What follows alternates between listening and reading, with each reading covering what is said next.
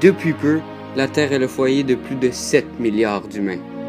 La croissance démographique de notre planète est exponentielle et le jour où celle-ci ne suffira plus à la tâche de nourrir sa population, quelles options s'offriront-elles à l'humanité?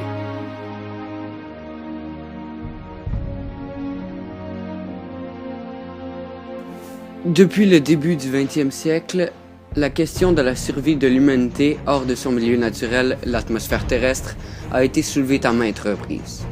De grands scientifiques contemporains émettent leurs opinions quant à la possibilité pour l'humanité de pouvoir trouver asile sur une autre planète. L'éminent Stephen Hawking révèle sa pensée.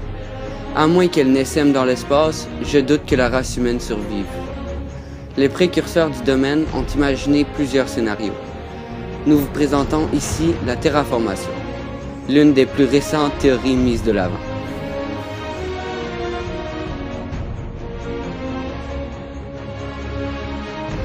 La terraformation est la création de la vie à partir d'un environnement sans vie. C'est un processus par lequel la structure moléculaire est réorganisée à l'échelle subatomique, créant de la matière organique. Selon Olivier Goursac, spécialiste de la planète Mars et des missions lunaires, programme Apollo, atterrisseur de sonde orbitale, programme Constellation, il faut chauffer la planète en libérant du gaz carbonique des roches présentes sur la planète. La race humaine a déjà fait ses preuves en matière de réchauffement planétaire.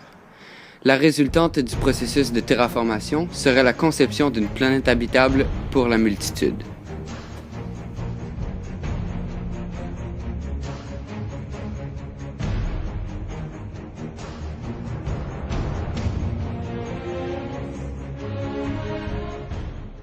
Selon vos connaissances en biochimie, microbiologie et génie génétique, et assumant qu'il existe des matières organiques sur Mars, croyez-vous au processus de la terraformation? Tout d'abord, je dirais que c'est pas tant une question de croyance que plutôt une question de possibilité ou probabilité. Je dirais c'est possible, puisque ça a déjà arrivé que la Terre, qui était inhabitée, devienne habitée d'êtres vivants. Mais si on compte la probabilité, c'est fort peu probable. Mais ça ne veut pas dire que c'est impossible, en fait. D'ici combien de temps croyez-vous qu'un tel projet serait réalisable? D'accord. Allez-y.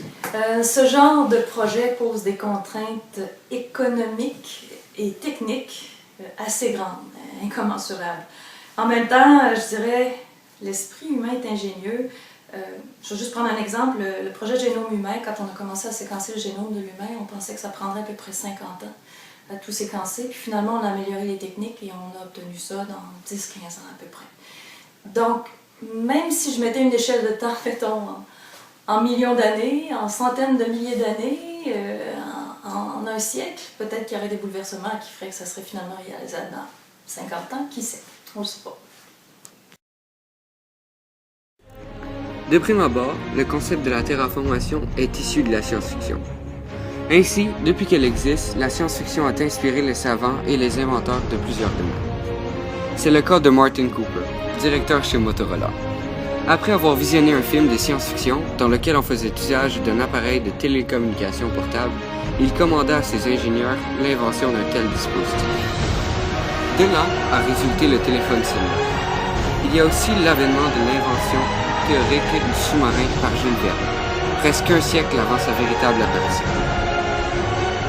De plus, plusieurs scientifiques sérieux, tels qu'Olivier Goursac, Stephen Hawking et Chantal Racine, admettent les principes généraux du terraformation. Alors, la terraformation est une théorie vraisemblable, car les bases scientifiques qui le soutiennent sont reconnues.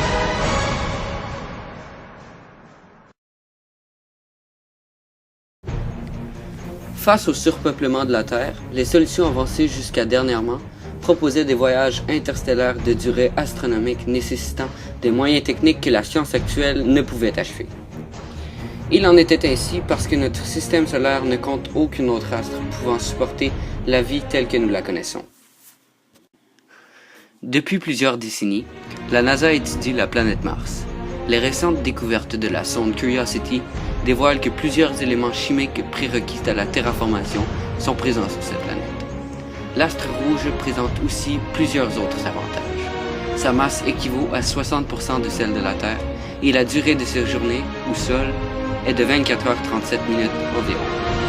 L'adaptation serait possible et le voyage pour s'y rendre serait entre 3 et 7 mois, en utilisant des technologies déjà existantes. Nous croyons que c'est une solution envisageable, réalisable à moyen terme. Comme Chantal Racine l'affirme, il faudrait au moins un siècle pour qu'une planète devienne habitable pour les humains. Considérant que les moyens technologiques sont en place pour se rendre sur Mars et pour réaliser le projet, nous estimons que cela pourrait devenir réalité vers les années 2200. En ce moment, la Terre comptera environ 21 milliards d'habitants, selon l'Organisme des Nations Unies. À cette époque, la terraformation ne sera plus une théorie. Elle deviendra alors une nécessité.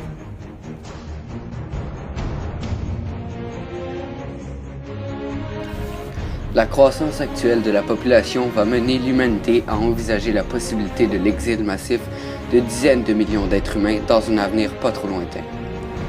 La proximité d'une planète terratransformable et de nombreux avantages qu'elle représente amènera peut-être le genre humain à coloniser Mars. Ceux qui, après la transformation, y auront élu domicile, y seront coincés car la gravité martienne est de 40% plus faible que celle de la Terre. Ainsi, leur poids sur la Terre deviendrait insupportable. Nos descendants assisteront-ils à la création d'une nouvelle espèce descendante des humains, les Martiens?